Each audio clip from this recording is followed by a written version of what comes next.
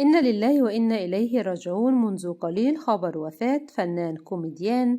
خبر وفاته تصدر محركات البحث منذ دقائق بسيطة وأشعل مواقع السوشيال ميديا بأحر التعازي لأسرته ولنجوم الفن اللي النهاردة أعلنوا الخبر على صفحتهم الرسمية.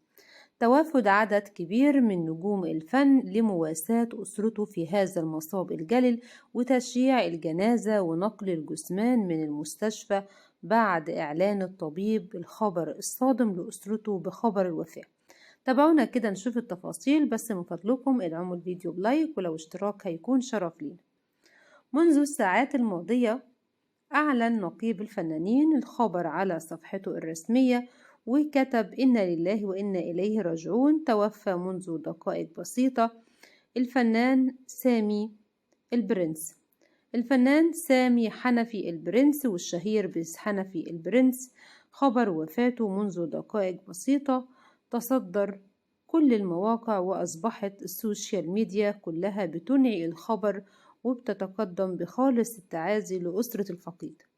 منذ أيام بسيطة تم نقل الفنان إلى أحد المستشفيات بالعاصمة وتدهور الوضع الصحي، وأعلن الطبيب المعالج لأسرته إن للأسف الوضع غاية في الخطورة. تداولت أخبار بوضعه على أجهزة تنفس صناعي إثر أزمة تنفسية بالصدر، وللأسف كان الوضع متدهور بشكل كبير، إلى أن أعلنت أسرته على صفحات التواصل الاجتماعي مناشدة لجمهوره ولكل محبيه إنهم يدعوا له بظاهر الغيب في الأيام المباركة، لعل دعوة من الطيبين تكون إلى الله أقرب.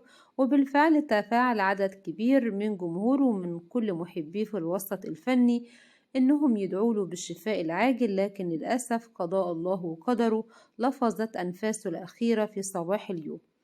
الفنان كوميديان رائع رسم البهجة والسعادة على كل جمهوره سنوات طويلة، والكل بيتذكر أعماله في اللحظة اللي أعلنت فيها خبر الوفاة، واللي توافد عدد كبير من نجوم الفن للنهاردة تشييع الجنازة وتقديم العزاء لأسرته.